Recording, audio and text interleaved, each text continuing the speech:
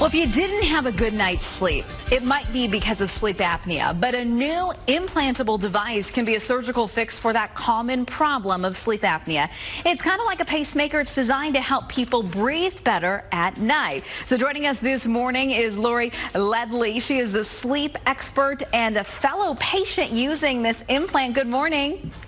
Good morning, Kylie. How are you? I'm doing well. So tell us a little bit about sleep apnea and what causes sleep apnea.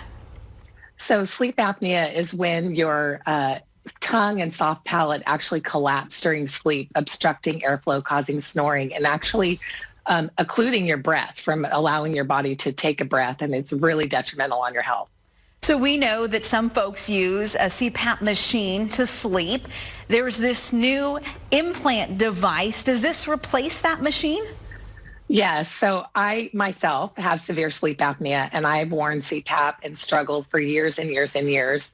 And so watching these patients get implanted with Inspire and it changing their life really inspired me. So in February, I finally took the plunge and had the surgery and got implanted, and truly life-changing. I'm not snoring anymore. My sleep apnea is gone. I don't have to lug around a CPAP and wear that mask and it blow air, which was more disturbing, honestly, than the snoring. CPAP is the primary choice of treatment, of course, but this is a rescue therapy, and it works really well for people who struggle with CPAP.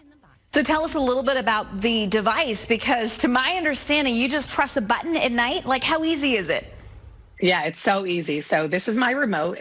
And basically, I just press this button over the top of the pacemaker, the IPG. It turns it on. It gives me a delay, lets me fall asleep, then stimulates the back of my soft palate and tongue once I'm asleep, syncs with my breathing, and keeps my airway open. Have you ever had sleep like this in all of the years that you've had sleep apnea?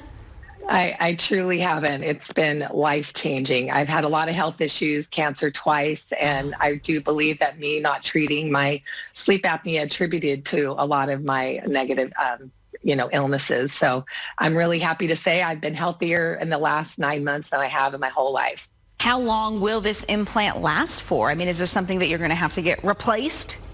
So it's for life. It does have an 11-year battery life. So they'll do a small, quick little swap out of the battery right around 11 years. But other than that, it's going to give me a lot more days in my life. Are there any people or particular patients that maybe shouldn't get this, or is it pretty much fair game for anybody? So Inspire does have some indications. So they do look for a BMI of less than like 35, but don't let that deter you, because, we can help you lose weight at Valley Sleep Center. You also need to have moderate to severe sleep apnea. This is not for mild sleep apnea. So your doctor can help you determine whether you have moderate to severe sleep apnea. But no, really anybody who fits that criteria can get Inspire. We're even implanting 18-year-olds now, and I think in the future we're going to see this even more with the pediatric population, especially amongst the Down syndrome population. Oh, very interesting. So how much sleep are you getting a night? Oh, I get at least 8 hours. I love to get 9, but 8 is my number. I love it. We get up, 2, 3 a.m. depending on the day. So 8 or 9 hours of sleep, we're like, oh, that sounds amazing. Thank you so much, Lori, for sharing your story and explaining more about this device. We appreciate your time. Thank you for having me. She looks really well rested. It's amazing what a good night's sleep can do.